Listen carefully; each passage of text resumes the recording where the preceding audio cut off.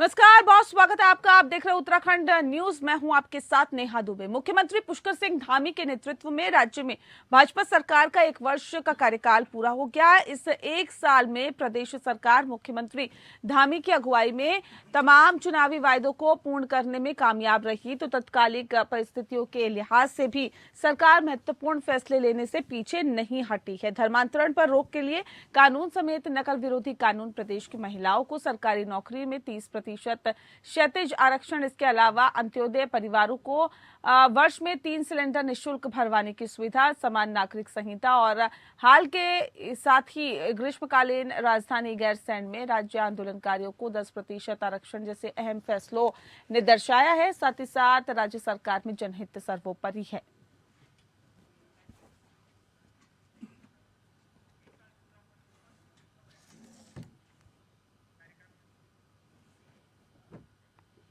और चलिए आपको सीधे ले चलते हैं पुष्कर सिंह धामी। उत्तराखंड के सीएम पुष्कर सिंह धामी मौजूद हैं। राज्य सरकार का 1 साल का कार्यकाल पूरा हुआ है, उसे उपलब्ध में क्या कुछ कह रहे हैं, सुनवाते हैं आपको। उत्तराखंड की सेवा के लिए लगाया है, उत्तराखंड राज्य के लिए अपने को समर्पित किया है और इसमें अनेकों चुनौतियों का भी हमें सामना करना पड़ा है।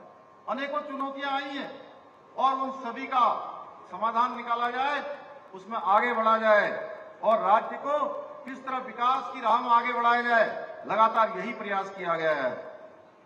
भले ही मैं ये कह सकता हूं, आज अपने प्रदेशवासियों से मैं बहुत विनम्र प्रार्थना भी करना चाहता हूं कि ये भले ही जो हमारे मनोरथ हैं हम पूर्ण रूप से उसमें सफल न भी हुए हैं, लेकिन हमारा लक्ष्य स्पष्ट है, हमारी दिशा तय है कि हमको कहां जाना है। हमारी दिशा सही है, हमारी गति उचित है और हमारा जो मंतव्य है वह भी विशुद्ध है। इसलिए हम लगातार न रुकने वाले हैं, न थकने वाले हैं, न कहीं हटने वाले हैं। यही कारण है कि जनता ने हमें अपना पूरा समर्थन दिया है। इस 1 साल के दौरान जनता के विश्वास को और अधिक हमने मजबूती से उसको सुदृढ़ करने का काम किया है। भाइयों बहनों, मैं बताना चाहता हूं, जैसे चूंकि हमारे पत्रकार मित्रों के भी बहुत सारे प्रश्न रहते हैं, उस बार बार पूछते हैं। विकास भूलिया जी यहां बैठे होंगे, इन्होंने तो अपने उसमें लिखा था। तो मैं देखता हूं कि जब मैं प्रातःकाल रोज जहां भी जिस जगह पर भी मैं होता हूं, उस जगह पर मेरा प्रयास रहता है कि प्रातःकाल में लोगों के बीच में जाऊं। और मुझे आप लोगों के बीच में से अनेकों बार प्रश्न किया कि आप सवेरे घूमने जाते हैं, क्या फीडबैक लेते हैं। मैं बताना चाहता हूं कि मैं अनेकों स्थानों पर प्रातःकाल पहले से ही जाता था, लेकिन जब से आप लोगों की नजर पड़ गई तो वो ज्यादा उसमें आ गया है कि अब ये रोज मुख्यमंत्री जी जाते हैं। मैं जाने का काम ये मेरा आज का नहीं है, मैं पहले से ही जाता रहा हूं, पहले से घूमता रहा हूं। तो इस बार जब मैं टहल रहा था, एक दिन मैं तिवाड़ गांव में टहल रहा था, टेहरी में, अभी पिछले दिनों आदित्य जी भी थे, वो भी थे। तो अभी वहां पर टहलते हुए और एक दिन चंपावत में एक बुजुर्ग मां के पास जब मैं पहुंचा, टहलते टहलते जहां पर स्टेट गेस्ट हाउस है उससे नीचे घूमते हुए जब मैं पहुंचा और उनको ये एहसास ही नहीं हुआ कि मैं उनके पास पहुंच गया और पानी भर रही थी नल में से नीचे आकर। तो मैंने उनसे वहीं की भाषा में पूछा, कुमाऊनी भाषा में। मैंने कहा, क्या हाल है किचन, कैसा लग रहा है आपको। तो वो इतनी खुश हुई और उनके आंखों में जो मैंने और उनके चेहरे पर जो एक भाव देखा कि नहीं, आप जिस दिशा में काम कर रहे हो वो अच्छा कर रहे हो, आगे बढ़ो, मेरा आशीर्वाद है तुमको, आगे बढ़ो, खूब काम करो। तो मैं सच बताऊं तो मुझे लगता है कि जब भी मैं मुख्य सेवक के रूप में, मुख्यमंत्री के रूप में, हमारे मंत्रिमंडल में लगभग 1-2 जनों को छोड़ दिया जाए तो सभी मुझसे ज्यादा अनुभवी, सभी ज्यादा बड़े अनुभव वाले हैं। उसके बावजूद भी जब मैं उस दायित्व पर होता हूं तो मुझे हमेशा कोई फैसला लेते समय वो मां दिखाई देती है, वो बहन दिखाई देती है, वो भाई दिखाई देता है जो हमारे अंत में समाज के अंतिम छोर में काम करता है। अंतिम छोर में उसको कौन सी आवश्यकताएं हैं, किन साधनों की आवश्यकता है, किन योजनाओं की आवश्यकता है, उसके उनके चेहरों को देखता हूं मैं और निर्णय लेने में आसानी होती है। पूरा फीडबैक मिलता है कि आखिर क्या चल रहा है, आखिर किस प्रकार की परेशानी हो रही है। भाइयों बहनों, हमारा जो संकल्प है वो विकल्प रहित संकल्प है और विकल्प रहित संकल्प के साथ माननीय प्रधानमंत्री जी की जो अपेक्षा है कि उत्तराखंड को देश का श्रेष्ठ राज्य बनाना है, उसके लिए हम पूर्ण रूप से संकल्पबद्ध हैं और हमने ये प्रयास किया है कि उत्तराखंड हिंदुस्तान के श्रेष्ठ राज्यों में शामिल हो। और माननीय प्रधानमंत्री जी ने जो बाबा केदार की पवित्र भूमि से कहा था कि 21वीं सदी का तीसरा दशक उत्तराखंड का दशक होगा। भाइयों बहनों, उस 21वीं सदी के तीसरे दशक को उत्तराखंड का दशक बनाने के लिए हमने अगले 10 सालों का जो रोड मैप है वह भी आगे बढ़ाने का काम किया है। और किसी भी सरकार के लिए, जैसा अभी सुबोध जी कह रहे थे कि 1 साल का कालखंड मूल्यांकन के लिए बहुत कम होता है, बहुत कम समय होता है, फिर भी मैं पूरे विश्वास के साथ कह सकता हूं कि 1 वर्ष में उत्तराखंड के नए संकल्प के साथ हमने कई पहल करने का भी काम शुरू किया है। अनेकों नए प्रयासों को भी प्रारंभ किया है। इसको व्यापक रूप देने के लिए, धरातल पर उतारने के लिए मसूरी में हमने चिंतन शिविर आयोजित किया था 3 दिन का। उसमें व्यापक रूप से चर्चा हुई थी, एक खाका तैयार किया गया है, उसमें तेजी से काम हो रहा है। इस 1 साल के दौरान हमने जनता से किए गए अनेकों जो हमारे वायदे हैं, उन वायदों को भी धरातल पर उतारने का काम किया है या फिर उनको निर्णायक स्तर पर ले जाने का काम हुआ है। अंत्योदय परिवारों को 3 गैस के सिलेंडर देने का मामला हो, हमारा ये संकल्प था और हमने उसको धरातल पर उतारा।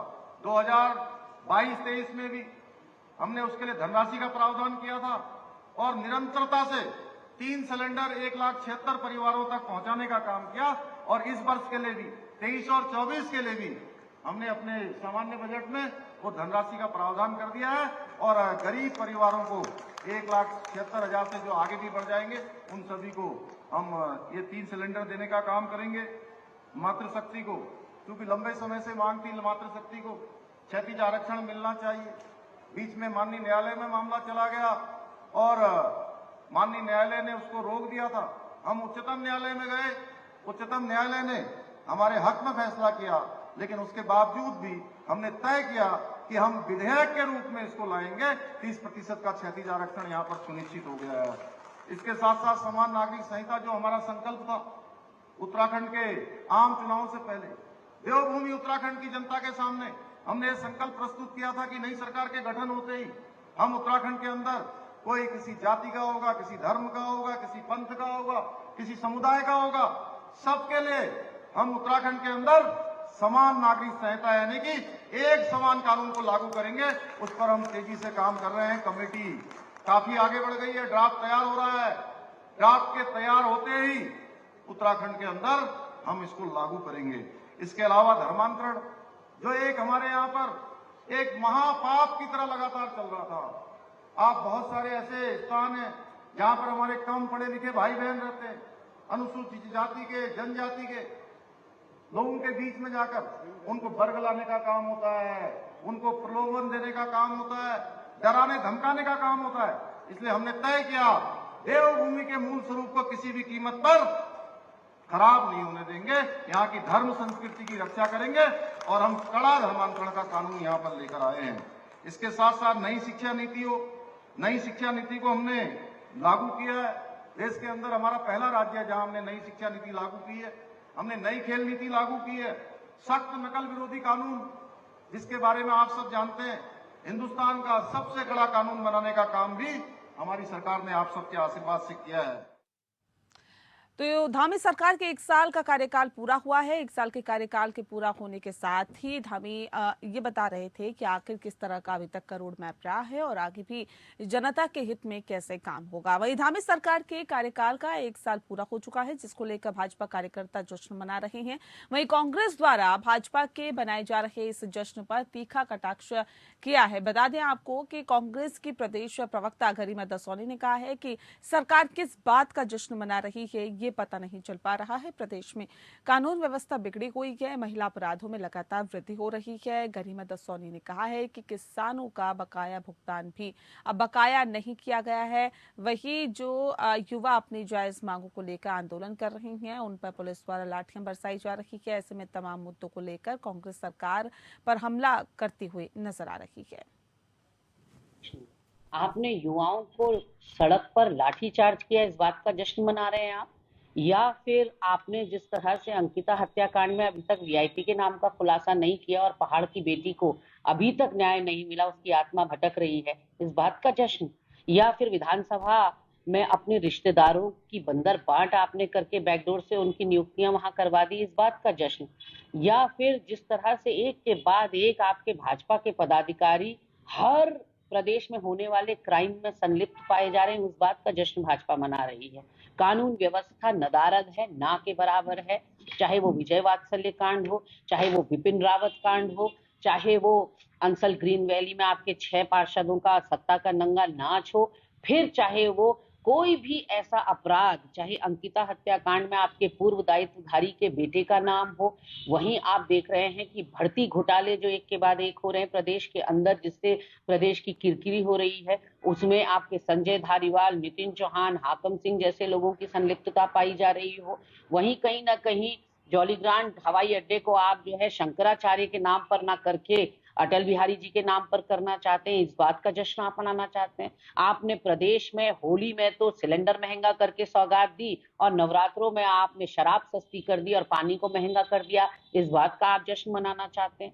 तो महिला सुरक्षा में जिस तरह से आप पिछड़ते चले जा रहे हैं, 9 हिमालयी राज्यों में उत्तराखंड अग्रणी स्थान पर है महिला उत्पीड़न, महिलाओं के प्रति भावनात्मक, मानसिक और शारीरिक दुराचार के केसेस में। ये मेरी रिपोर्ट नहीं है, कांग्रेस की रिपोर्ट नहीं है, एनसीआरबी की रिपोर्ट है।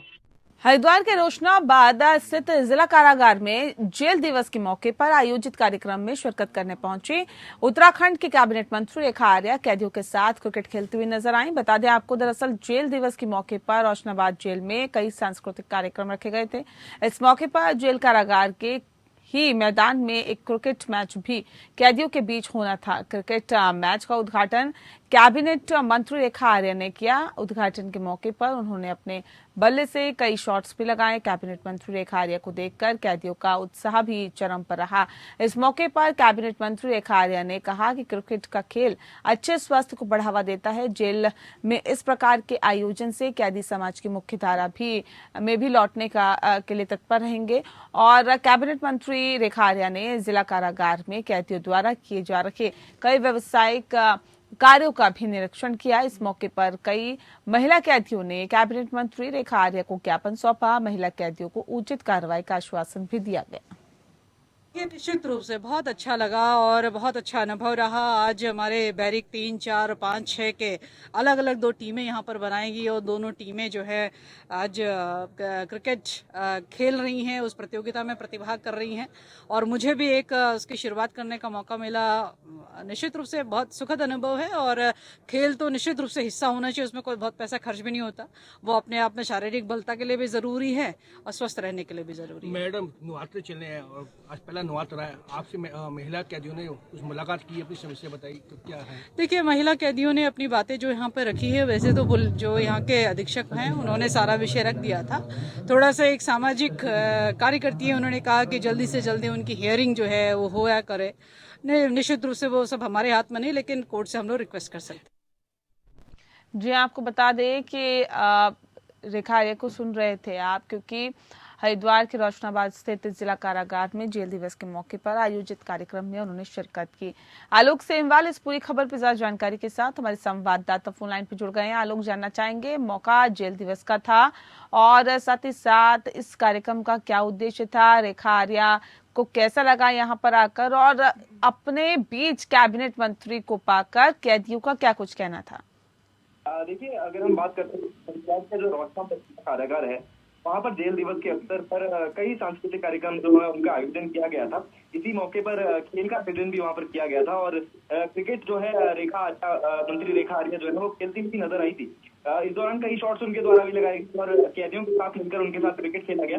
कैदियों में भी काफी उत्साह जो है इस वक्त नजर आ रहा था, क्योंकि ये कैबिनेट मंत्री के साथ उनको क्रिकेट खेलने का मौका जो है मिल रहा था। और वहीं कैबिनेट मंत्री का भी यही कहना था कि इस प्रकार के आयोजन जो है लगातार जेलों में होने चाहिए, कि एक तो शारीरिक बल इम्प्रूव होता है ऐसे आयोजन करके, और कहीं ना कहीं एक आपस में जो बॉन्डिंग है कैदियों की वो भी मजबूत होती है। तो कहीं ना कहीं कैदियों में भी काफी उत्साह जो है इस वक्त नजर आ रहा था। जी, बहुत शुक्रिया आपका आलोक, तमाम जानकारी हम तक पहुंचाने के लिए। गैंगस्टर और इनामियों की गिरफ्तारी के लिए राज्य में विशेष अभियान चलाया जा रहा है। बीते कुछ महीनों में पुलिस ने 71 गैंगस्टर के आरोपियों की करीब 52 करोड़ की प्रॉपर्टी अटैच करने के लिए जिलाधिकारियों को रिपोर्ट भेजी है। साथ ही इन कार्रवाइयों की समीक्षा हुई तो कई थाने विसड्डी साबित हो गए। पुलिस मुख्यालय की ओर से इनकी रिपोर्ट जिलों के कप्तानों को भेजी जा रही है। पौड़ी जिले के सतपुली क्षेत्र में एक बोलेरो गाड़ी अनियंत्रित होकर न्यार नदी में जा गिरी। इस हादसे में एक व्यक्ति की मौके पर ही मौत हो गई, जबकि दूसरा व्यक्ति घायल हो गया है। घटना की सूचना मिलते ही एसडीआरएफ की टीम मौके पर पहुंच गई और जिसके बाद स्थानीय लोगों की मदद से एसडीआरएफ की टीम ने रेस्क्यू ऑपरेशन चलाया। काफी मशक्कत के बाद न्यार नदी के किनारे गिरे दोनों व्यक्तियों को न्यार नदी पार करवाकर बाहर निकाला गया। यह हादसा सतपुली से 2 किलोमीटर आगे हुआ, जहां पर बोलेरो वाहन सड़क से 300 मीटर नीचे न्यार नदी में जा गिरा।